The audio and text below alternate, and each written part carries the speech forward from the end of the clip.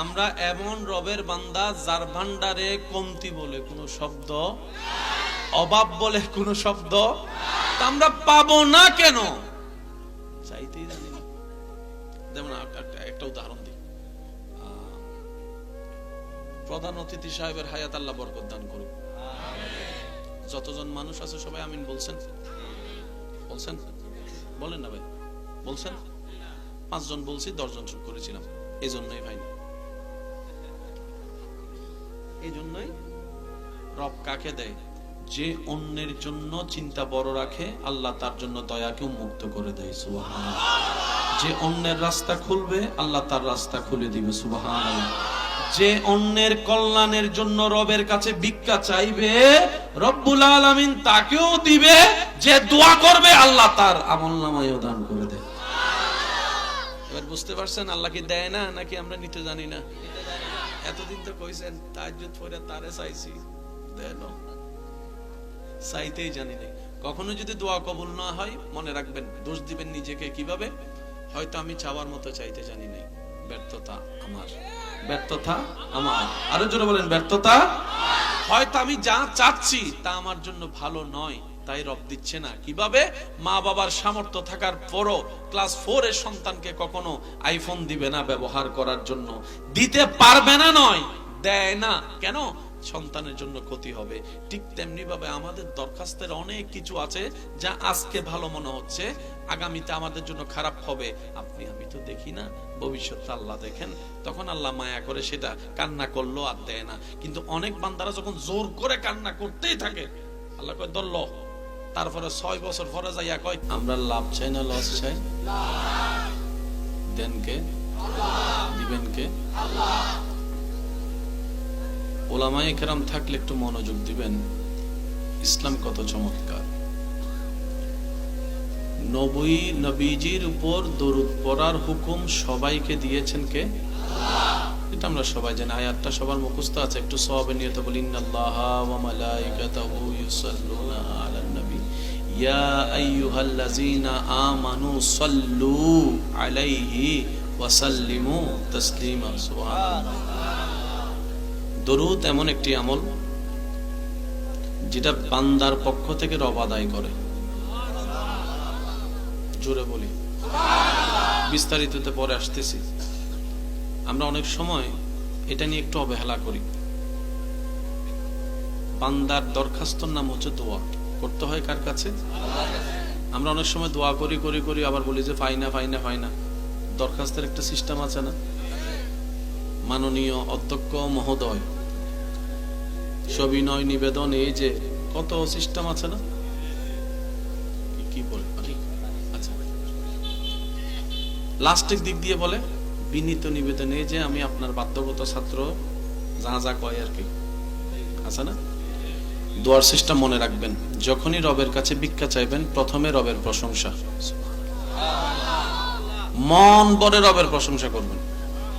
দোয়া কবুল হওয়ার সিস্টেম। এবার নিজের সাথে মিলাবো, করছি কি করি নাই সেটা নিজের দোষ নিজেকে দিব। রাজি আছি তো ইনশাআল্লাহ? না? প্রথমে হাত তুলে রবের দরবারে ভিক্ষার দরখাস্ত, রবের মন ভরে প্রশংসা। এরপরে নবীজির উপর দরুদ, মন বলে করে সুবহানাল্লাহ। এরপরে সবার জন্য দোয়া, এরপরে সব দেশীয় জন্য দোয়া, এরপরে এলাকাবাসীর জন্য দোয়া, এরপরে প্রতিবেশীর জন্য দোয়া, এরপরে নিজের আত্মীয়ের জন্য দোয়া, এরপরে ঘরের মেম্বারদের জন্য দোয়া, সবার শেষে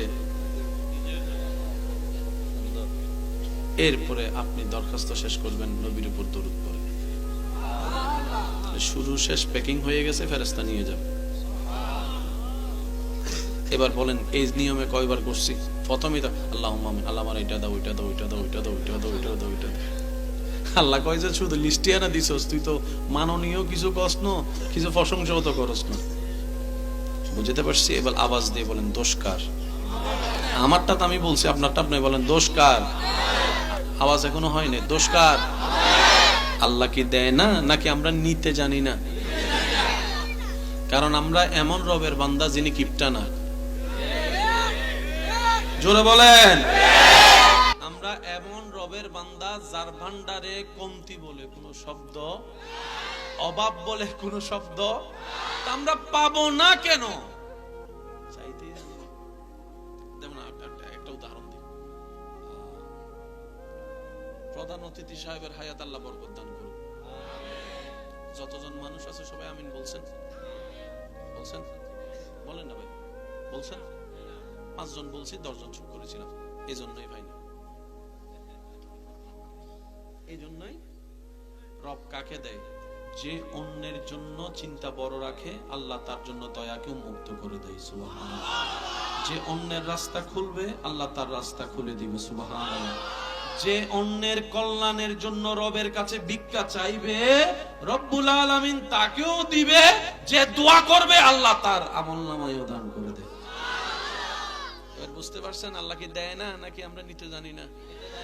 এতদিন তো কইছেন তাহাজ্জুদ পড়ে তারে চাইছি, দেন না, চাইতেই জানি না। কখনো যদি দোয়া কবুল না হয়, মনে রাখবেন দোষ দিবেন নিজেকে। কিভাবে? হয়তো আমি চাওয়ার মতো চাইতে জানি নাই। ব্যর্থতা আমার, ব্যর্থতা আমার। আরো জোরে বলেন, ব্যর্থতা। হয়তো আমি যা চাচ্ছি তা আমার জন্য ভালো নয়, তাই রব দিচ্ছে না। কিভাবে?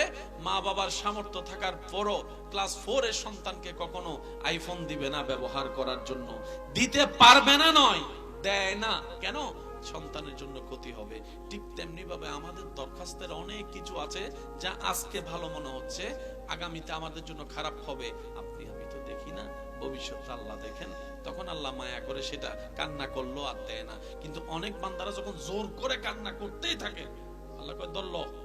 তারপরে 6 বছর পরে যাইয়া কয় আমরা লাভ চাই না লস চাই? দেন কে? দিবেন কে? ওলামায়ে কেরাম থাকলে একটু মনোযোগ দিবেন। ইসলাম কত চমৎকার। নবীজির উপর দরুদ পড়ার হুকুম সবাইকে দিয়েছেন কে? এটা আমরা সবাই জানি। আয়াতটা সবার মুখস্থ আছে। একটু সওয়াবে নিয়ত বলি, ইন্নাল্লাহা ওয়া মালাইকাতাহু ইউসাল্লুনা আলান নবী ইয়া আইয়ুহাল্লাযীনা আমানু সাল্লু আলাইহি ওয়া সাল্লিমু তাসলিমা। সুবহানাল্লাহ। দরুদ এমন একটি আমল যেটা বান্দার পক্ষ থেকে রব আদায় করে। জোরে বলি, বিস্তারিততে পরে আসতেছি। আমরা অনেক সময় এটা নিয়ে একটু অবহেলা করি। বান্দার দরখাস্তর নাম হচ্ছে দোয়া। করতে হয় কার কাছে? আমরা অনেক সময় দোয়া করি করি করি আবার বলি যে ফাইনা ফাইনা ফাইনা। দরখাস্তের একটা সিস্টেম আছে না? মাননীয় অধ্যক্ষ মহোদয়, সবিনয় নিবেদন, এই যে কত সিস্টেম আছে না?